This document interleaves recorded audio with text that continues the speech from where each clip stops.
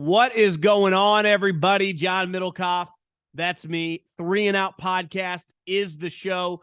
Go subscribe wherever you may listen to podcasts, Apple, Spotify, you name it. We got you covered. As well as if you're watching this on the Volumes YouTube page, make sure you give this bad boy a subscribe. Make sure you give it a like and interact with the page. We got you covered from Coward to Richard Sherman, Draymond Green, every single angle, Daniel Cormier, the fighting game. So that's not the name of the show, but I just mean UFC fights. We got you covered. And of course, I'm going to dive into football. Week 18, the playoffs, everything right here. Let's go.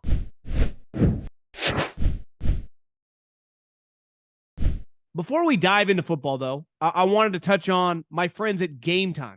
Here's what I need you to do. If you're thinking about going to a game, football, basketball, hockey, a concert, any event, download the app, Gametime, or go to the website, gametime.co, sign up, use the code JOHN, that's JOHN, and get $20 off your first set of tickets. I can't recommend it enough. I'm going to a game later this month, little Suns, Nets action, and here's what I'm going to do.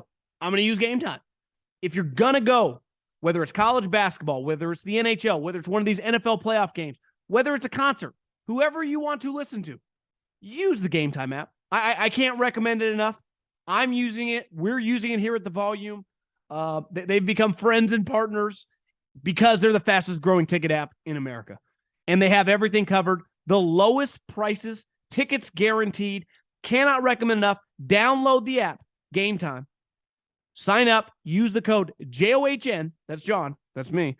And get $20 off. Come on, guys. If you're going to any event, I got you covered. Gametime, download the app, promo code John. Okay, a lot going on, a lot of different stories out there. But before we dive into that, I just wanted, there's a lot of positive news coming out of the Hamlin camp and the from the hospital, positive signs. You basically feels like there's just a lot of positive momentum from him holding his family's hands to his being able to communicate with the doctors with a pen and paper, writing it down. So any positive news is fantastic news. This is something, like I said the other day on the podcast, we all universally agree. Like, we're rooting for one individual here. And it makes you feel good when you read positive things that he's headed toward in the right direction. Because for a while, there was a lot of unknown. Hell, even a couple days after, when you read about people being in critical condition, that is always a scary situation. So it feels like, he's trending the way that you'd want him to trend. And his dad went on the Zoom with the Bills players. And I saw someone say that, from the Bills, that we really needed that. And just to hear his positive vibes and his positive news about his son. So it looks like it's just trending and heading in the right direction. You never know in these situations, but I think it makes us all feel good every time we read a good update for a guy that just had one of the most traumatic events you'll ever see on live TV. And based on that game that ended up not happening, I'll just say this, and first and foremost right now, I'm a pretty opinionated guy. I have no problem saying whatever I believe. And I guess sometimes people think it's like talking shit, or definitely people in the league that have got mad at me think, I'm talking shit. And it's like, the difference of me and them is like I put my name on it. So everything I say, it's clear where it's coming from. There's no anonymous sources on this show. It's me. And I can be very critical. I mean, it's just, I had my college roommate's girlfriend once dubbed me Judging John. So it comes natural to me. But one thing I will not be critical of is whatever decision the league makes about the seating with the AFC. There's no right or wrong answer. And in times of, in unprecedented times, because that word gets thrown around a lot. Well, it's really true.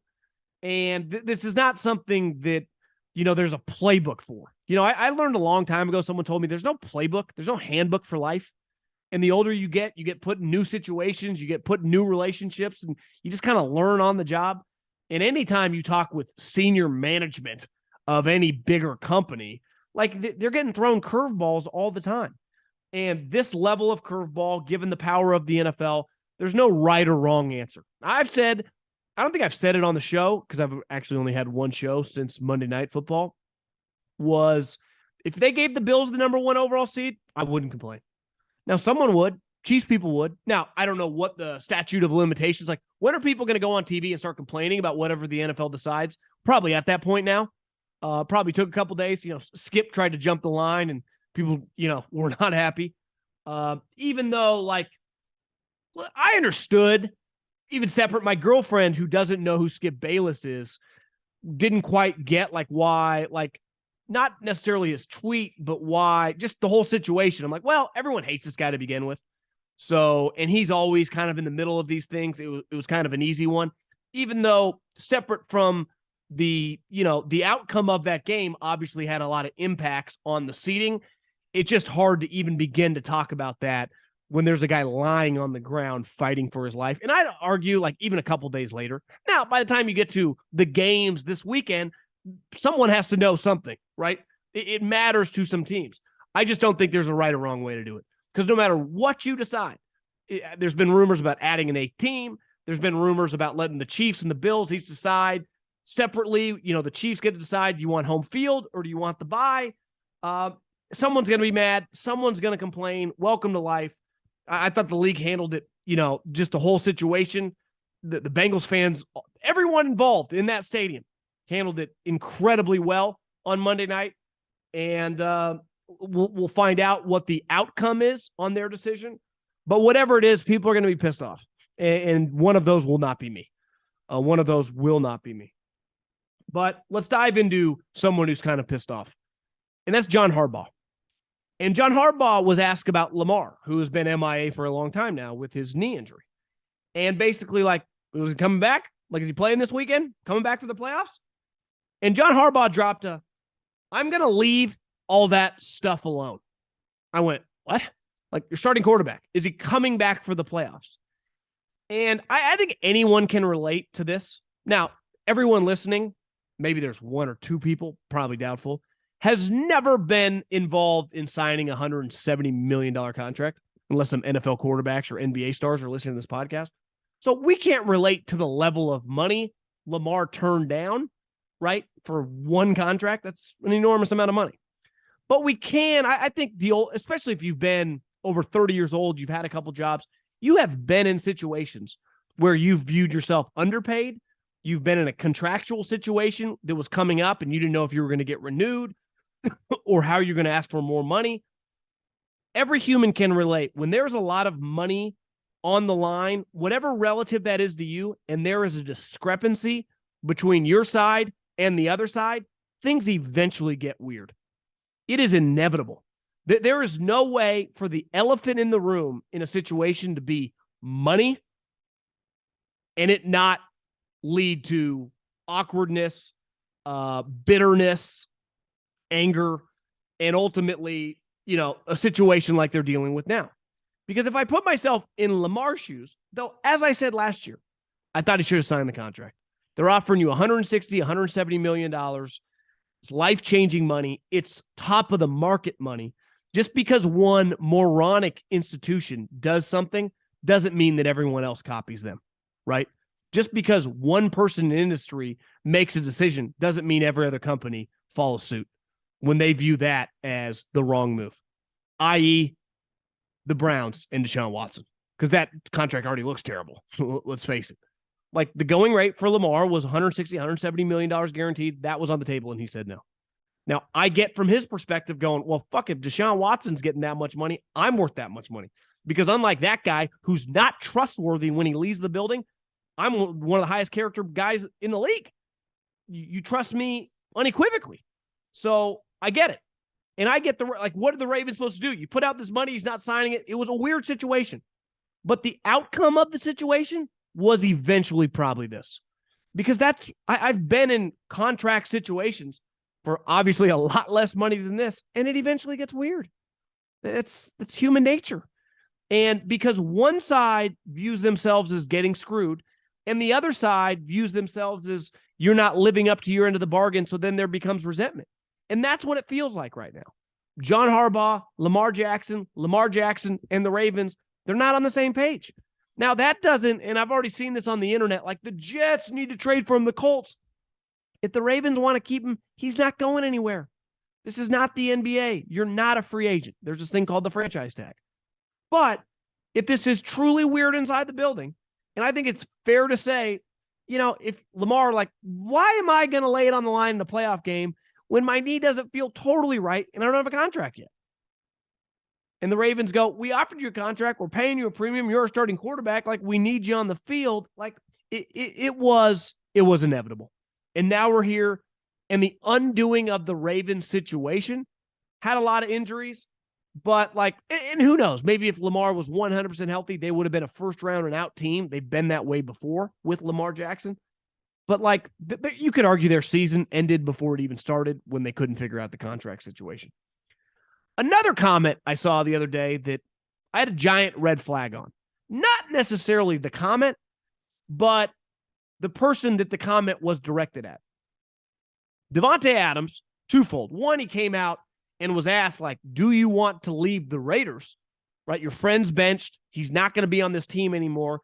Do you want to leave? Because I thought that was kind of the elephant in the room when Derek got shunned away or decided to leave or however that ended up playing out. I still don't have, the story. Derek, you got to better come out and tell your side of the story here, buddy. If you just tapped out and left, I'm sorry, I don't look at you quite the same. That's not a good look. I can't get behind that. If the Raiders sent you away, I've already said my piece on that. That's an embarrassment. But Davante, who I think a lot of people thought was, basically going to be F you, I want out, doubled down saying, not only do I not want out, I wanted to be a Raider, regardless of Derek. This is a team I grew up rooting for. I wanted to move here. No, he didn't say this, but I'll say it. No state income tax, this enormous contract I signed. I kind of like it. Vegas, I like living here. We're all good. I don't want to go anywhere. I thought that was an interesting comment. And then the other thing he said, which I went, oh, here we go. Not on Davante's end, but on the Patriot guy's end, is he said, well, one thing moving forward, I would like to be basically kept in the loop of our quarterback situation this offseason. And I went, oh, Josh McDaniels. Can you imagine the Patriot family? Because they've all learned from Bill, and no one spent more time around Bill beside his children. And you could argue not even his children because they were doing other stuff the first half of Bill's run. So Josh would be that guy. Bill notoriously doesn't listen to anybody. He doesn't even listen to his own scouts or coaches, let alone the players' ideas. So I red flagged the situation because Josh McDaniels, he was tested this year and it backfired. He failed. He blew lead after lead after lead. He can blame Derek all he wants. Derek has a history of, fourth quarter comebacks.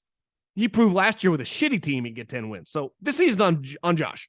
Derek didn't play well, but it's on Josh to make Derek play well because Rich and Gruden and Del Rio, other coaches, have gotten Carr to play at a more than functional level, at a top 12 level. I have a guy that you felt pretty good paying $35 million a year. But when Davante says, and I don't blame him, because Davante said, listen, I'm here. Obviously, my career and the success of everything matters to me. Davante Adams is a Hall of Famer. We saw this year, to me, really proved it because the Raiders were a shit show. And Davante's season's going to end with, even if he doesn't play this week, which I would imagine he does, 95 catches, almost 1,500 yards, and double-digit touchdowns. Davante Adams had 2 touchdowns against the number 1 defense in the league last week. So I get Davante going, listen, I'm an elite player. I'm a high-character guy. I'm a good person. I'm not causing any rifts, even though you benched my guy. I get it. Hell, I probably even saw it. But I need to be kept in the loop. And the history of Patriot guys is they don't keep anybody in the loop. Their whole kind of deal is cloak and dagger, right? Under the, Bill Belichick's notoriously all of his trades, he tells the other general manager if this leaked trade is off. I remember when Steve Keim traded for Chandler Jones and no one knew it. It came out of left field. And he's like, couldn't tell anybody. Bill told us, if you want him, better keep quiet. That's part of Bill's deal. And part of the reason we crush all the Patriot guys is because they just copy, basically cut and paste, try to act like Bill Belichick. Well, Bill Belichick would not listen to Davante Adams what he wanted a quarterback. He would just do whatever he wanted to do. Now, what is ultimately Davante's leverage? He's under a big contract. They're not going to like trade him. You wouldn't think, and eat the money that they already gave him bonus money. I guess the bonus money wasn't huge, but they're definitely not cutting him. Like, he's on the team next year if they want him on the team. So Josh McDaniels does not have to keep him in the loop. And based on his history, that ain't Josh's deal. Now, maybe he's a new guy, because that's all we heard for a decade in New England. Change guy, looked in the mirror, introspection, keeps a journal, new human. I love it when coaches utterly fail and become an embarrassment, and then like years later, they resurrect their career as an assistant. Like, listen, guys, completely different. I know I was 33 years old. I'm now 43. All of my core values, my morals, the way I look at life has changed. Now, listen, everyone in theory should get better and improve in life. I think that's easy to say, and I'm guilty of it. You're probably all guilty. There are things that we never shake. And I'd be very, very interested in if, like, Josh is just, hey, Davante, here's our top 5 list. We're negotiating with these 2 guys. If this doesn't work, we'll trade for that guy. I doubt that happens. So that's something to keep an eye on, because that's got getting weird written all over it. This made me laugh. I saw people on the internet, smart people. Warren Sharp, smart guy. Saw other people that covered the NFL. I never understand people that work in a business and don't understand the way the business works. Like, if you cover the NFL, if you talk about the NFL, like, I understand fans just not understanding all the different variables. But if you are in this business and you do not understand the way the NFL businesses work, I don't get you. I always believe that the media should be mandated. Whatever they learn in their Big J classes at their higher, the schools they go to, Northwestern, Syracuse, Missouri, wherever they get their Big J degrees, they should be mandated to take a couple business classes. They're covering a business. They are covering a sport that is predicated on a salary cap, on building a group of people under that cap. Like, that's a huge element of the thing that they're covered. But most of them just, I don't think they teach that. They teach you how to write, MLS format and spell words correctly. But that's neither here nor there. But I saw a lot of people in the media saying that the Jags, who, the winner get in come Saturday night, Jags Titans. And obviously the Titans played last Thursday night. So big advantage for them. They get those extra couple days. The Jags, who play Sunday, now come off a short week. So they're getting screwed. And the Green Bay Packers get the Sunday night game against a team, the Detroit Lions, that if Seattle were to beat the Rams, the Lions don't even have anything to play for. And I thought, this is crazy. Both teams have something on the line. Depending on what happens on Sunday, the Lions might have nothing on the line. This is bullshit. This is not fair to the Jags. Of course it's not fair to the Jags. You know what else hasn't been fair to the league? What the Jags have done for 20 years. The league has printed money, had huge television ratings, and the Jags have been nowhere to be found. So the Green Bay Packers, this is ultimately a business that's predicated on television and the revenue that is created by that television. And there are 5 or 6 brands over the last handful of years, especially a couple decades, that have printed money for the league. And right up near the top with the Cowboys would be the Green Bay Packers. They've had 30-plus years, starting with Brett Favre when Fox signed that big deal, of printing money for the NFL. And unlike the Jags right now and the Titans, they happen to have one of the biggest stars, not just in the league, but in all of sports, who often and happens to be a polarizing individual. The best thing to be in the business of entertainment is to be loved or hated, because it draws people in. If you're just indifferent, whatever. And that's ultimately what the Jags-Titan game is. It's an indifferent game unless you're a Jags or Titans fan. And based on simple numbers, those are 2 of the smaller fan bases in the league. And there's nothing wrong with that. I don't even blame the Jags for not having much fans. They've sucked forever. But there's a reason why they put the NFC East in primetime games a lot when all those teams are good, especially the Cowboys. Why? Because they draw the highest ratings. Well, where do the league make the money? From their television partners. Well, how do the television partners make it work to give the league all the money? By ratings, where they sell advertising. That's the business. So the reason the Green Bay Packers went to NBC, of course they did. NBC is the number one, Sunday Night Football is the number one television show in America. And if they had their choice, they would pick an enormous brand for Sunday Night Football. The Lions part of the game, even though they could win the game. And if Seattle were to lose, and the Lions won, they would be in the playoffs. The NBC ultimately doesn't give a shit about them. There was one property that mattered out of the 4 teams, and it was the Green Bay Packers. Every single person that covers the NFL, if they were in that seat, would have immediately pick the Green Bay game to go on Sunday night and put the Jags and Titans, which we'll all watch on Saturday night. But I can't, like, people do not understand, like, why do they put because the Cowboys, because they draw a lot of eyeballs. I mean, well, why does Ohio State? Because Ohio State is the biggest fan base in the country. Like, it's the reason the ESPN Forever Sunday Night Baseball was basically just the Yankees as many times as they could, because it works. It's pretty black and white. So yeah, I just, the criticism, it's actually not shocking, because it's crazy how little the understanding of so many people that cover this sport understand the way the business of it works, which to me is mind-boggling. Just go cover high school sports then. Sean McVay.